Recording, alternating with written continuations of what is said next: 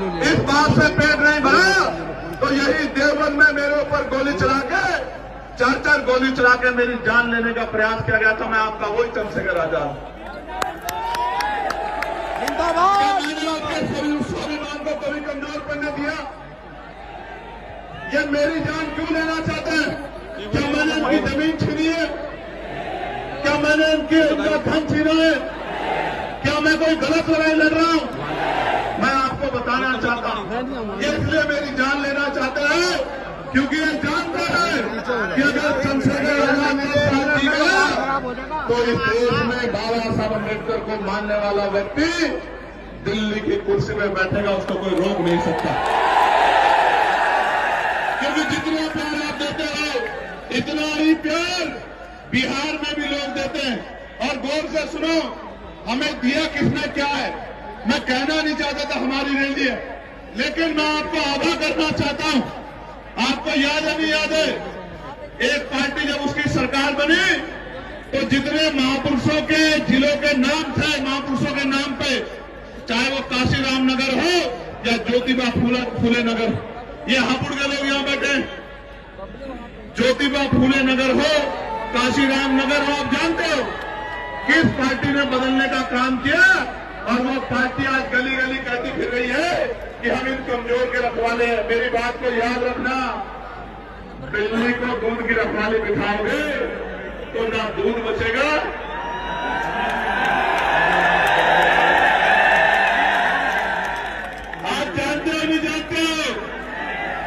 में आरक्षण छीनने का काम किसने किया? आप जानते नहीं जानते हो? हमारे लाखों कर्मचारियों को खून के आंसू रोने के लिए मजबूर किसने किया? आप जानते नहीं जानते हो? और आज वो लोग कपड़े बदल के, चोला बदल के हमारे लोगों के बीच में आके कह रहे हैं कि हम आपके पेशी। प्यारे भाइयों, आप जानते हो मान्यवर काशीराम से बड़ा नेता पिछले 25, 30, 40 साल में हमारे पास बाबा साहब के बाद नहीं था। मानते हो नहीं मानते हो? तो मान्यवर काशीराम की जयंती में जो छुट्टी होती थी वो किस पार्टी की सरकार ने खत्म करने का काम किया है? से बताओ। आवाज नहीं आ रही है?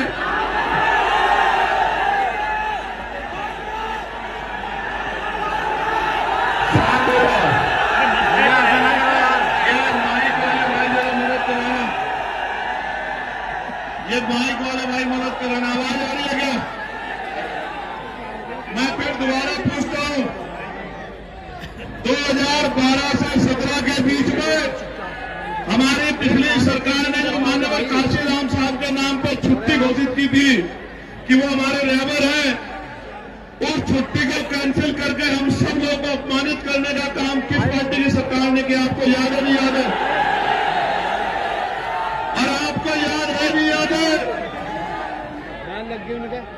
आप याद है नहीं याद है? प्रमोशन का, रिजर्वेशन का बिल पार्लियामेंट में किस पार्टी की सरकार नेताओं ने पास? याद है नहीं याद है? चंद्रशेखर आजाद है पार्लियामेंट में, फाड़ के दिखाओ बिल। आ जाओ, चंद्रशेखर में अकेला चंद्रशेखर आजाद है, आ जाओ बिल फाड़ के दिखाओ, प्रमोशन रिजर्वेशन का क्या? मैं आपको यही बता रहा हूं, तो दुश्मन को पहचानो, भूलो मत। बोलो मत, आपकी इसी लापरवाही का फायदा दुश्मन उठाता है। गौर से सुनो, अभी तो बात शुरू भी नहीं हुई है, अभी तो बहुत कुछ कहना है। न हम सफर से निकलेगा, न हम नसी से निकलेगा, हमारे पांव का कांटा हम ही से निकलेगा। मेरी बात को अब याद रखना। समस्या किसकी है मेरे लोगों, बताओ किसकी समस्या है? हमारी। हल कौन निकालेगा? दूसरों के कंधों पर लाशें जाती है, लाशें।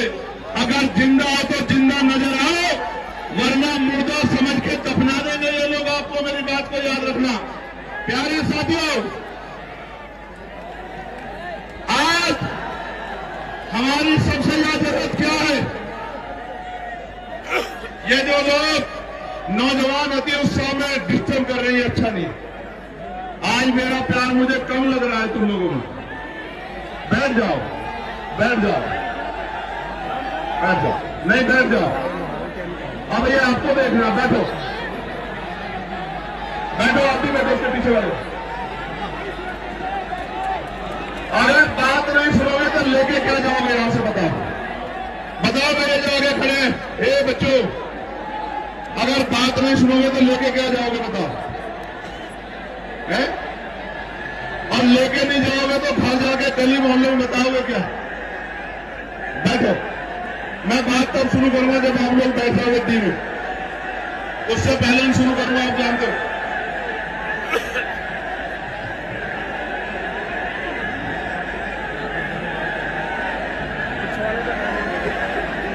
कमजोर करने का काम किया है। मैं आपको विश्वास दिला के कहना चाहता हूं, आजाद समाज पार्टी का राजकाज बनेगा तो गरीबों के लिए इंटरनेशनल लेवल की शिक्षा का इंतजाम हम सरकारी स्कूलों में करने का काम करेंगे। मेरी बात को आप याद रखना। आप अगर हम लोग पढ़ेंगे नहीं तो आगे कैसे बढ़ेंगे? आगे नहीं बढ़ेंगे तो तरक्की कैसे करेंगे? इसलिए इस शिक्षा रूपी हथियार को हमें मजबूत करना है, कमजोर नहीं होने देना। साथ साथ चिकित्सा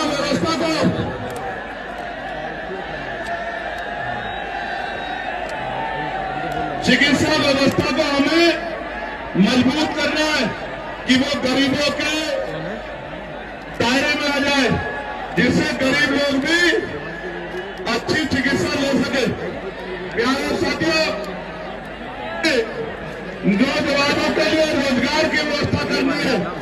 हमें चुन जाति अत्याचार को रोकने का काम करना है, लोगों की सुरक्षा करनी है, सुरक्षित रखना है लोगों को।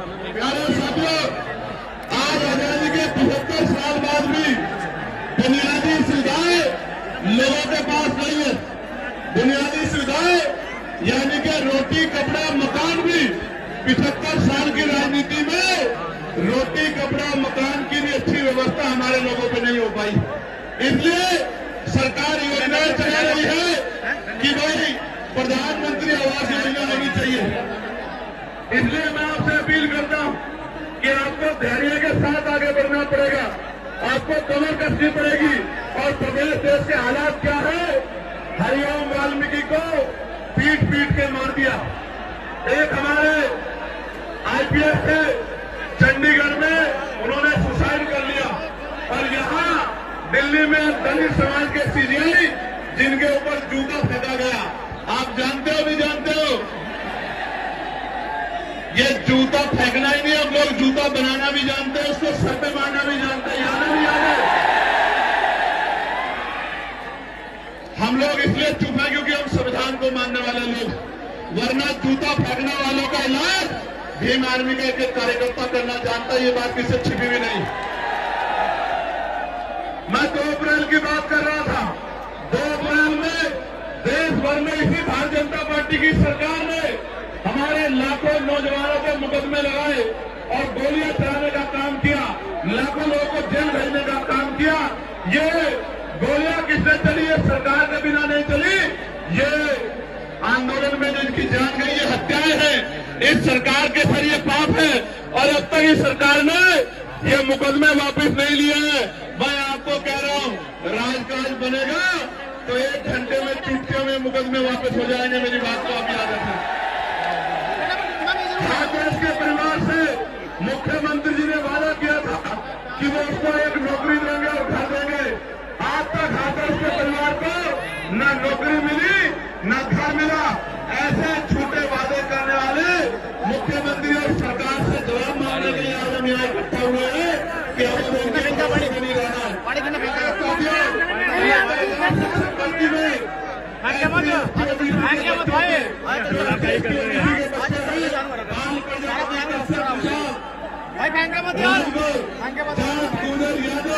तमाम जो है वो पार्टियां, विश्वकर्मा हो, सैन हो, उनके बच्चों के 20,000 पद इसी सरकार ने छीनने का काम किया और हमने उसके खिलाफ आंदोलन करने का काम लखनऊ में किया। मेरे लोगों, प्यारे साथियों, निजीकरण करके सरकारी नौकरियों को खत्म किया जा रहा है और बिजली विभाग का निजीकरण करके पूंजीपतियों को सौंप के महंगी करके गरीबों का खून चूसने का इंतजाम सरकार कर रही है भारतीय जनता पार्टी की।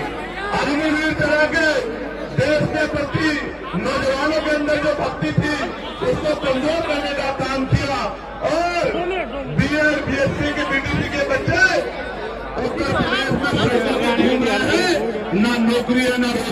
पूछने वाला नहीं। हमने पार्लियामेंट में होमगार्ड भाइयों के लिए आवाज उठाई कि भाई होमगार्ड भाइयों को उनका वेतन वृद्धि करो। आशा बहनों के लिए आवाज उठाई, आंगनबाड़ी बहनों के लिए आवाज उठाई, भोजन माता के लिए आवाज उठाई, पंचायत सहायकों के लिए आवाज उठाई, अनुदेशकों के लिए आवाज उठाई, शिक्षा मित्रों के लिए आवाज उठाई, रोजगार सेवकों के लिए आवाज उठाई, पंचवानी पेंशन की आवाज उठाई और पुलिस के भाइयों ने जिन्होंने आज मेरी मदद नहीं की उनकी भी 8 घंटे की ड्यूटी हो, सप्ताह में 1 दिन छुट्टी हो, वेतन विषमता दूर हो, बॉर्डर स्कीम खत्म हो, इसकी आवाज भी पार्लियामेंट में हमने उठाने का काम किया और राजकाज करने पे उसको लागू करने का काम भी हम ही करेंगे, किसी और के बस की बात नहीं। सम्मानित साथियों, आज हमारे ऊपर सबसे बड़ा खतरा एसआईआर का है।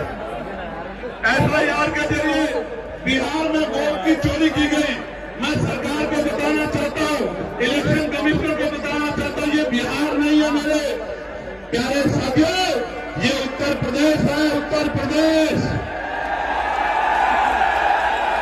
और ये वोट हमें खैरात में नहीं मिली है, ये वोट बाबा साहब अम्बेडकर के आशीर्वाद से मिली है। एक भी वोट को जाने नहीं देंगे, मेरी बात को याद रखना।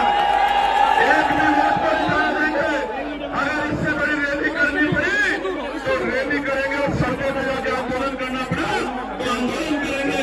एफआईआर के नाम पर वोट की चोरी नहीं होने देंगे, मेरी बात को आप याद रखना। मुख्यमंत्री कह रहे हैं सरकार के डिटेंशन सेंटर बना रहे हैं, मुसलमानों को डराने के लिए कह रहे हैं। इन डिटेंशन सेंटरों को ताला लगाने का काम आजाद समाज पार्टी काशीराम करेगी, मेरी बात को आप याद रखना। और यहां से जाने के बाद आपको कह रहा हूं, यहां से जाने के बाद आपको कह रहा हूं कि मेज कुर्सी मत लगाना, खाद डाल लेना, जाके खाद बीएलओ के साथ खाद डाल लेना, खाद डाल लेना। एक एक वोट संभाल लिए, रक्षा करनी है। ये वोट हमारा हथियार है, हम इसको जाने नहीं देंगे, मेरी बात को आप याद रखना। डालोगे नहीं डालोगे, जाके खाद डाल लेना, एक एक वोट की रक्षा करना और एसआईआर के जरिए एक वोट की चोरी ना हो।